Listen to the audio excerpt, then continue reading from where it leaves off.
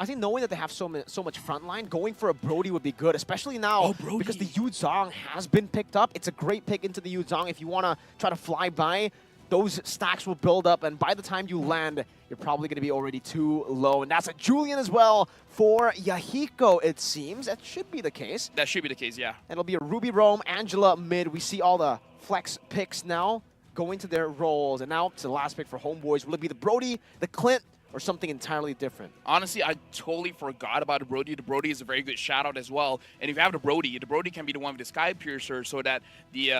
Mincetar! Okay, so I was right about a fighter. Yeah, but not this fighter. That's a Mincetar. King's calling. King's calling. Call the Kings.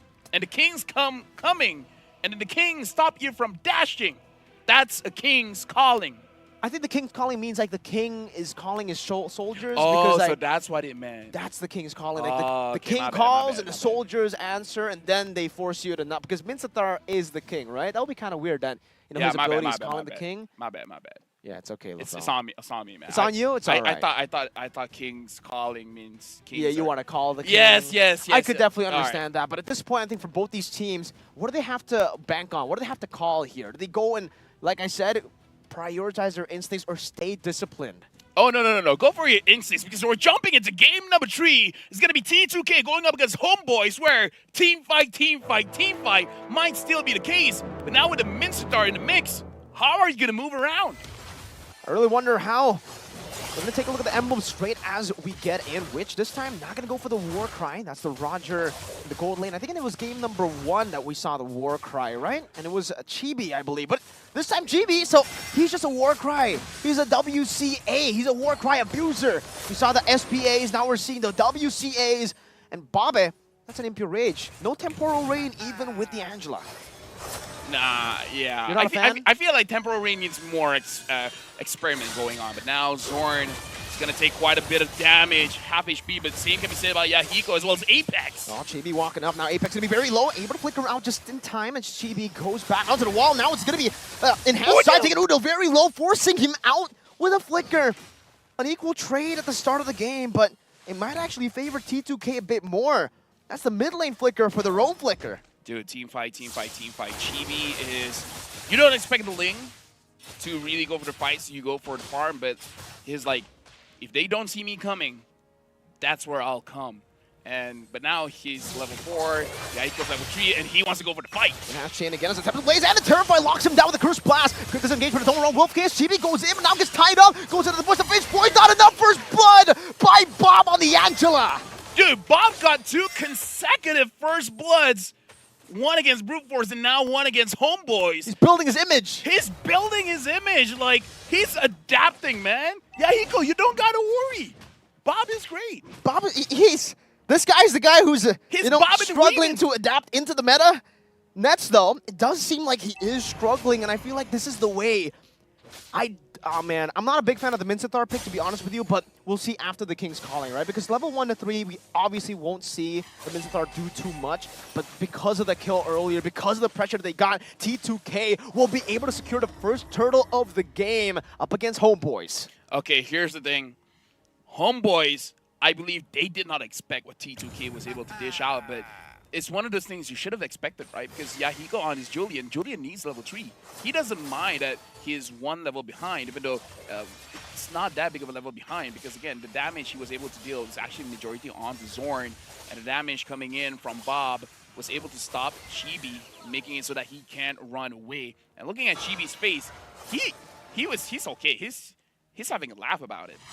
He's chilling, as you would say. Yahiko gonna go for the Scythe as well. That's the enhanced Scythe to pick up the Lethal Wanderer. Apex to be locked down by the Terrifying out the Minus Fury, but Apex just flickers out, and that brings him back at the King's Calling, and they all collapse under the King's Calling. And now we get to see the brilliance of that Mincetar pick. 2 kills back to Homeboys. Let me just say, Mirko, whenever we don't like a pick, it's gonna pop off. Right, Nance was this Mincetar. He's gonna show, you know what? I got a hidden strat, boys. I'm gonna show my hidden strat. You're gonna see my King's Calling. Okay, so now you understand the King's Calling. You saw the soldiers, right? He called the King. I got it. All right, so game fact. Chibi currently holds the record for the highest GPM in the major MLBB tournament game with 1130 goal per minute. Yeehaw. Yeehaw! I mean, I don't know how to react. Yeah, I mean, I think Chibi would also react the same way. I try to ask him some questions. I tried to hype him up during like an interview. And then he was like, yeehaw. No, he didn't say yeehaw, but he was like, no, no, no, no. And then, you know, everybody else kept on hyping him. Yahiko now with a mobilization into the hand side, and that's going to be Dolbob, but still able to get some healing down too. Wait, what was that? No, that was his second skill, right? Because he gets his heal from there, and then Zoran coming in with the motivation roar. That's the top up of it. So that was all the lifesteal coming in from the Minstar. That was all him. That was all Nets. Oh, that's concerning, definitely for T2K. Unable to go for the kill now before the turtle spawns. And man, Udil, despite him, you know, using Flicker early, still T2K are unable to catch him. Not now. And HOMEBOIS, they'll be able to control the second turtle of the game. It doesn't seem like there's going to be any contest right now for T2K. Apex is walking up there, doing a good job at zoning him away. That's turtle number 2 for HOMEBOIS as they look to reclaim that power spike of theirs in the mid game. That's the power spike of a Mincetar. Like, we talked about how T2K with the Zaz really, like, making an unexpected amount of damage that he can do. Nats on his Mincetar is more or less the same thing. You don't go up against a Mincetar all that much, but when you do, it's kind of hard for you to adapt on the fly, especially when your instinct is just to go and fight. So the moment T2K dives in, they basically they go all out. Once you're all out, you're caught in the King's Calling, and then after that, there's not much you can do. Look at the clear speed coming into Nets as well. Oh, that's simultaneous right into the chain. Now the pullback, Apex to be caught in the Knights. The King's Calling as Apex gets a hard guard just to escape, and they being able to survive. Woodhill looking for a possible re-engage and a pick-off. T2K unable to get these pick-offs onto the HOMEBOIS members. And take a look at the mid lane. Chibi is going to try to utilize this advantage, but Masarap, great rotation to cover that up. Dude, that was one of the situations where we can see Nets using the King's Calling, not to call the King, but to call the ambulance. But not for him. Dude, that was amazing, getting ganged by 3 men and still able to survive. This shows that Nats, even though he is a gold laner, he can play like an EXP laner, expecting a lot of gangs coming in and then surviving those gangs right now. The kill score is still 1-2. So we're seeing a lot of trades going on between T2K as well as HOMEBOIS. Not kills just yet. T2K, though, I feel like Yahiko is going for that first item, Holy Crystal. And once the Holy Crystal gets built, in terms of power spike, that's huge. The amount of damage that he can deal now and with the Holy Crystal is so different. It's going to be something that HOMEBOIS cannot expect. That's a Holy Crystal, though. It does seem like its first item, by the way. First item, Holy Crystal for Yahiko. I believe this is the same build that Kyrie did an MPLID as well. Just instant damage, pure damage. Because with the enhanced side, technically you're already shredding through these HP bars of the frontliners. But Sapat, there's already a little bit of a change to how he's rotating. Now into the turtle he goes, leaving the bottom lane, sacrificing it a bit. He's already dealt with a few of those minions earlier. It'll be a trade, though, in the bottom lane. Just a turret for the turtle. 2 turtles over to HOMEBOIS, and 1 turret there in the bottom lane. Traded. What happened to Apex here? Gonna be caught in the onward. And the Earth Shatter early with a terrifying. And the turtle guard Apex! Flickering forward! Oh no! You hate to see it! A mistap here in the 7th minute of the game. Now it's gonna allow HOMEBOIS to go in. Divine Blade with the Tempest of Blades. Gonna be used up, forcing the Black Dragon form to be used up defensively now, in which we'll be able to get a trade off in the top side of the map, getting that tier 1. And luckily for T2K, despite the loss, it was only just a roamer, and the gold lead isn't that far off from them. Because right now, I would say T2K, they have the right ideas, right? If HOMEBOIS is mid, you go to the sides. If they're at the side, you go for mid. Basically, you want to try to avoid a team fight, because what T2K can do right now is to get pickoffs. I feel like that's what they should be aiming for, because let me ask you a question. You're going up against a Minstar, you're going up against a Minotaur. How are you going to survive that one? How are you going to get out? Not talking about the Vexana's chain CC, not talking about the Edith. How are you going to get out of a Minotaur as well as a Minotaur? Yeah. Right as you say, we don't talk about the Vexana and the Edith. They missed their skills, but now into the King's Calling. They all get pulled in. Like you said, LaFell, we don't even need to talk about the Edith and the Vexana who missed their skills, because it's all about the Minotaur and the Minsithar. How are you going to get out of that? You know what that's called? That's the King's Fury. I thought you were going to say the Minuan Calling. That would be pretty cool, too. I think both Sapat, again, now walking up, trying to zone them away, and successful at doing that. Now the gold lead. Look at that attack speed. Is getting a bit crazy. Nets with the attack speed. I believe he has the attack speed build, right? Yeah, That's why he's just boom. Dude, let's look at the King's Fury, where he brings them in, use the King's Calling, and then the Minor Fury comes in. And after that, it was a very clean setup, making it easier for the rest of HOMEBOIS to go in.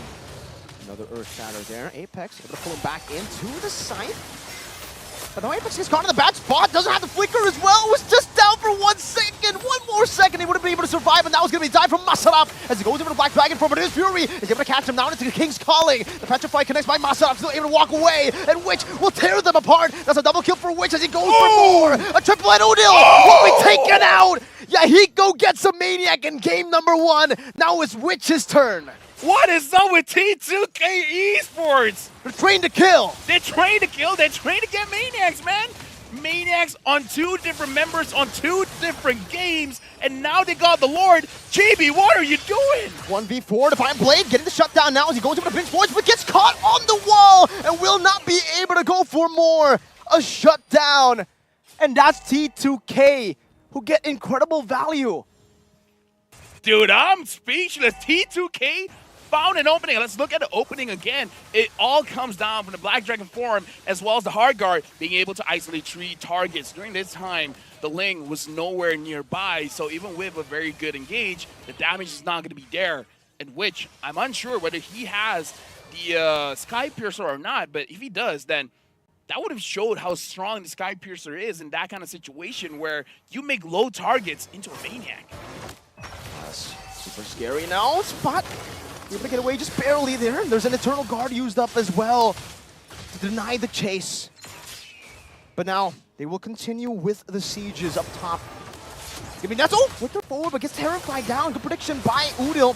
Onward into everything. Petrify locking him down, but Minor Fury knocks every single member up except for Yahiko, who's able to escape with the enhanced sword, which can be chased down now as Masarap dives into the back line. Sapat still able to survive right now. Is that 4 members taken? No, the DOT Masarap continuing the onslaught of damage with the passive as Chibi will be taken low. Able to pinch points into the wall of Bob.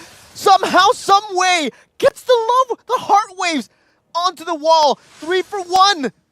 Dude, T2K, they might end this right now. They're going for mid, even though the Holy Defense is still there, able to clear the minions. But, dude, we got to talk about this Roger. He doesn't even have the Sky Piercer. How does he get a Maniac without the Sky Piercer? Doing a lot of burst damage with the Windtalker as well as the Endless Battle. HOMEBOIS, they're in trouble at this point because GB has 3 items.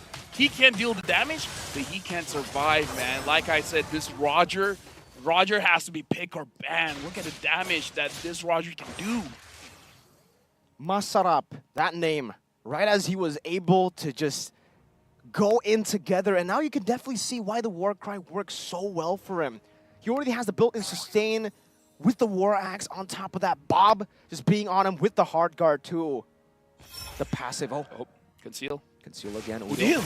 Oh, able to sidestep away from the Imofetive, but now gets caught by Wish. Current Blast not able to connect, but he's still able to flicker out now. That's going to be the King's Calling, locking every single member down. Minor Fury knocks up 4, and now it's Yahiko who's going to be caught. Attempt of the Blaze to go for the chase on the Witch, but now Yahiko with the enhanced sword able to get 1. That's just it though. Sapat takes him out, gets a double kill, and it's another turn, this time for the HOMEBOIS. The Lord is spawning in 15 seconds, but I feel like when Angela as well as Roger is close by, it's going to be difficult for them to contest that one, which is going to clear the minions out.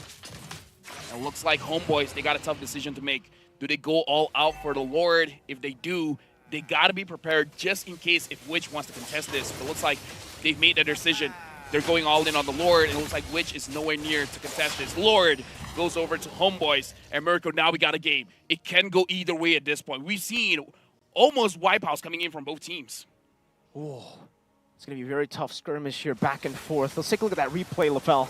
Yeah, looking at the replay here again, a good King's Calling as well as the Minor Fury locking down the majority of the opponents coming in from T2K ESPORTS. And the big thing that HOMEBOIS was able to do was to separate the team fights, where HOMEBOIS was just focusing on the front lines, and then the back lines have no choice but to retreat.